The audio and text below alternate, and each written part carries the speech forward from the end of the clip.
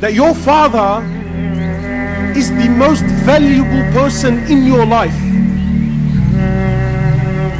Irrespective of who he is, with all of his flaws and all of his mistakes, he is your father. And I don't know what else to say. How do I say it in a way where, brother, you know your father, he owns you.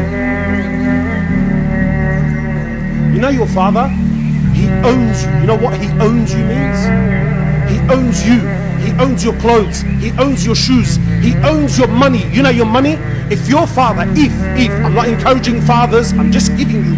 If your father took every single dollar you own, you have nothing in front of Allah. You have nothing in the Islamic courtroom. You have nothing, because he owns you. He owns your wealth. He owns your clothes. He owns everything about you. He owns you. That's your dad. And don't ever think in your life that any man on this earth will ever love you and care for you and want goodness for you more than your father. Impossible. I'll challenge anyone. Wallah, the kaf, if your father slapped you with all his heart, the kaf from your father is more beloved, should be more beloved and dearer to you than 1,000 hugs from the boys on the street, from 1,000 hugs from your wife, from 1,000 hugs from your children, because that kaf that comes from your dad, you know exactly where it came from. Whereas those hugs on the streets, and those hugs that come from your wife, and those hugs that come from wallah, you don't know what price you're going to pay behind those hugs and those smiles. But whereas with your dad, you know exactly that when he whacked me, as much as it hurts, you know it came from the core of his heart for your goodness only.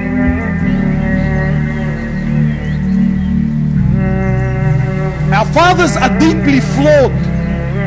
No one is perfect. Sometimes your understanding of deen is 10 times better than his. But he's your dad and he owns you.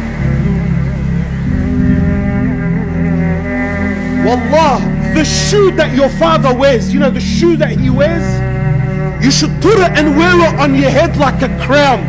Not because of the value of the shoe, may Allah raise you all in ranks, but of the value of the one that wears it. It's your dad.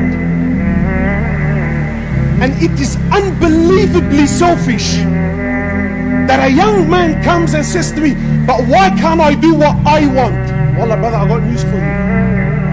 You, my brother, and you, my sister, you didn't fall from the sky. Someone bled and cried and broke their backs to watch you grow and become a young man. You're owed.